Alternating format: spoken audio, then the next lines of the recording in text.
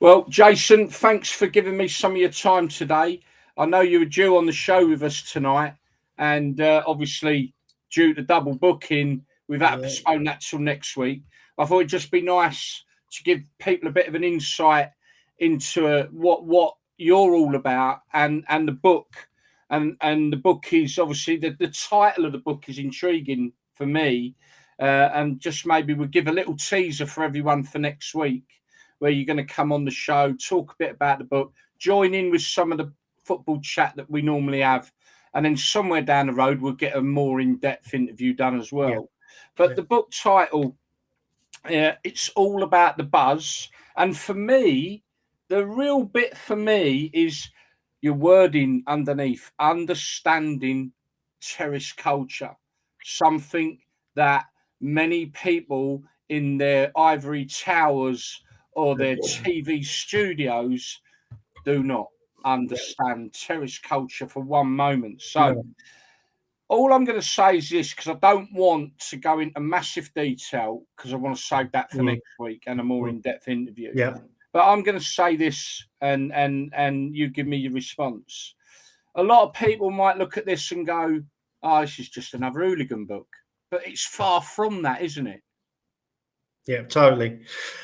What I wanted to do is I didn't feel well qualified enough to say that I was a hardcore hooligan or fan. I had a small period over there when I was younger, and it was a little bit as your father. But I grew up in that culture where it was an obsession for everybody, and those were the days when you got up on a Sunday morning or Saturday morning. The dog. Knew this would go belly up. That's why we like live. We like Yeah, it we live. let it out. And we went out and we did things right. And all week it was, are you going to game Saturday or are you playing Saturday, X, Y, Z? So the build up to it was a massive buzz. Do you know what I mean? I think we might have to start this again, mate. We've got someone coming in. No, don't worry. This is what All we right. love. Very well. It's real. This is what Okay. proper football's about, Jason. It's real, mate. People It's walking real. in and out. Yeah, it's So real. We I ain't didn't feel that qualified. I toxic didn't feel football. qualified enough. I've always wanted to write something. I didn't feel qualified enough to write a book on football hooliganism. It's a bit passé for me now as well. So I took a trip up north with some mates up to Everton. They laid out the red carpet. I said, well, bloody hell, 20 years ago, you wanted to kill us all. And they just laughed and we got chatting. And I got their side of things where total way of life up there, obsession, right? Obsession personified. So I thought, well, I know a lot of people like that. I have briefly experienced that. I could add to that, but I could build on it. So on the way back on the train, the lads were telling us about the experiences where Uncle Bob, when he was 5 years old, came round and said, "Oh, what are you looking so unhappy about? Big brother's gone football." And he went, "Right, come on, boy, we'll go over there." And you go over there and all the sights, smells and sounds, blah, blah, blah. Right? I absolutely get what you just said there. Yeah. Sights, the floodlights. Yeah, the For whole me, thing. the floodlights, the old Yeah. pylons. Yeah. The coppers' horses, the crap in the road, the smell of the hot dogs, the program seller, blah, blah, right? So that was the first part of it. Great, you've tasted that, you get a bit older, right? And all of a sudden you're going to go on a away game and you're going to sit on a soccer special for 7 hours, going up to Sunderland, wind, rain and sleet, right? And you're sitting there and you're cheering and you're going mad and you're having a laugh with your mates. And then you think, on the way back, why the bloody hell did I do that? And then a week later, yeah, and you get home early hours of Monday morning or Sunday, wishing you was dead, and you got to get up for work, and then all week you'd be wanting to do it again, right? Yeah. So I thought there's got to be more Brilliant. to this than just the fighting and whatever. I wasn't qualified enough to really, make myself look like an idiot. That was only a part of the journey. And then I remembered the clothes and the music, etc., blah, blah. Yeah. So I thought of the concept. The lads signed up to it I was with. They put it out to friends. I thought, well, you don't want to read a book about everyone's experience at West Ham. So we went global with it around, some couple of bits in Europe, all over the country, and people sign up to it big time. And you go from hardcore people to just women granddads, and they tell their story. Yeah. And I had a guy called Grey Wolf from Chelsea who's added to the book, and he sent me an email the other day, and he went, "I can't believe what I've just read." He said, and I'm thrilled you used my piece. He said, but I thought this would just be another book where your firm was better than my firm. And he said, I was refreshed to see that it wasn't about that, it was about the origins of how people got started. And to be fair, Jason, and like I say, I'm going to cut to something quickly different because I want to save this for next week. Sure. But to be fair, if we're all honest with ourselves, the actual people that got involved in the hooligan side back in the day, it was a tiny little percentage of the whole thing, wasn't it?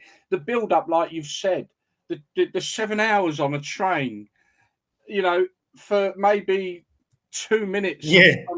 you know, and that's what needs capturing, and not and again, you're talking to normal fans as well as people that might have had a bit of rough and tumble back in the day.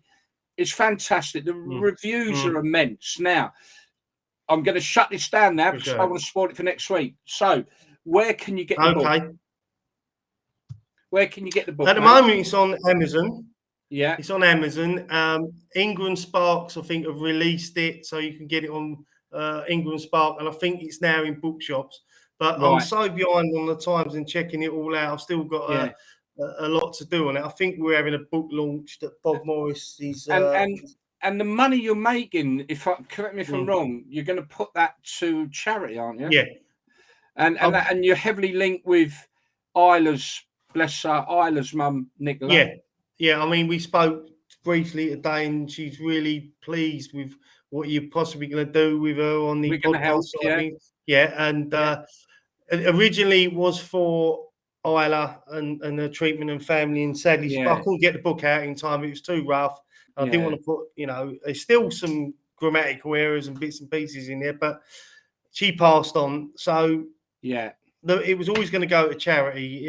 It's cost me a few bob to get it out there. I want to cover them costs, but everything else is going to go to charity. I'm not interested in money. And I spoke to Isla's mum, and I think it's going to go to Children's Oncology. But we're going to do something with yourself and whatever. So brilliant. Hopefully. Absolutely. Absolutely.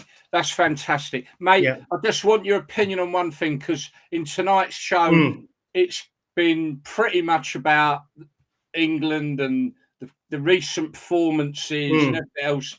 Just very, very quickly, give me your take on what we've experienced the last couple of weeks with England. The same old, Gary.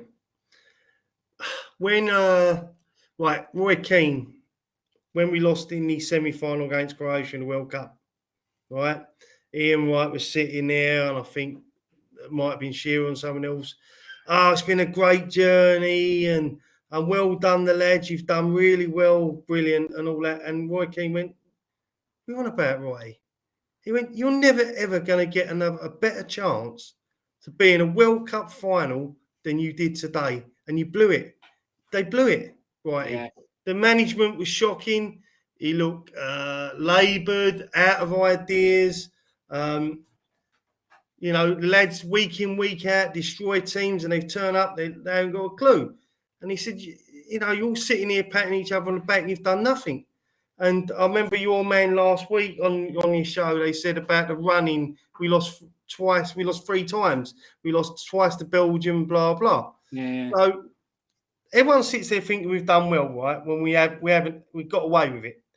The Europeans. Yes, you're right, and I think this is what we're currently discussing on the show now, and that is the fact that, look, have a proper long hard look. It's all right saying, "Oh yeah, but he's taken us here, he's taken us there." There's never been a better opportunity to win the World Cup and the European Championships, and we blew both. And the runnings, well, I mean, look, had they gone down the other route, one wrong, mistake and put us in the other route, especially in that World Cup, we wouldn't got past the quarterfinals. No, and it's what is it, Gal? Is it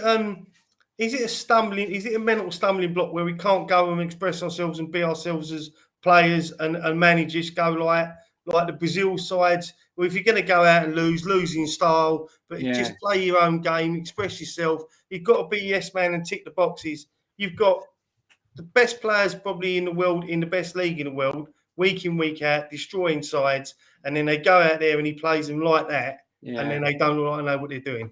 Yeah, a lot of excuses, and no doubt if you catch the rest of the show, you'll see that no stone will be left uncut. I know, Gary. I know you'll be good. Really appreciate your bit of extra time for me. Okay, folks, look, next week Jace's going to be on, and I can't wait. I can't wait. Oh, and that's kind. Jace, listen, have a lovely rest of the day. Yeah, and we'll catch up in the week. All and right, look forward to coming on the show next week. All right.